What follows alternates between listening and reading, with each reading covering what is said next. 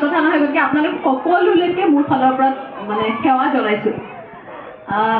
ভাষণ একো দিবলৈ আজি অহা নাই, মই মাত্ৰ মানুহখিনিক লগ পাবলৈ আহিছোঁ ওচৰৰ পৰা নিৰ্বাচনী প্ৰচাৰত এইফালেদি যিহেতু পাৰ হৈ যাম। আপোনালোক মোৰ পৰিয়ালৰে এটা অংশ।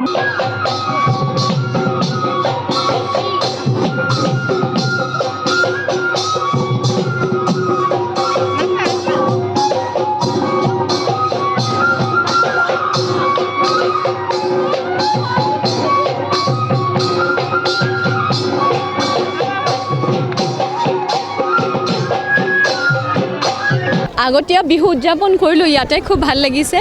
আৰু মাক দেউতাকসকলে যিদৰে নিজৰ ল'ৰা ছোৱালী উলিয়াই লৈ আহিছে, মই তাকে কৈছোঁ যে তেওঁলোককহে আচলতে প্ৰথমতে সন্মান জনাব লাগে। কাৰণ নিজৰ ছোৱালীজনীক ইয়াত কেৱল মাত্ৰ নাচটোৱে শিকাবলৈ অনা নাই। আমাৰ কৃষ্টি, আমাৰ সংস্কৃতি, আমাৰ ঐতিহ্য, এগৰাকী নাচনী আৰু প্ৰকৃত এগৰাকী অসমীয়া ছোৱালীৰ যিটো ৰূপ, সেই ৰূপটো দি যে নিজৰ জীয়ৰীক ইয়ালৈ লৈ আহিছে, তাৰ বাবে মই সকলোলৈকে ধন্যবাদ জনাইছোঁ। এনেকৈ প্ৰজন্মৰ পাছত প্ৰজন্ম আমাৰ সংস্কৃতি বৈ থাকক, তাকে কামনা কৰিছোঁ আৰু সকলোলৈকে আগতীয়া বিহুৰ শুভকামনা জনাইছোঁ।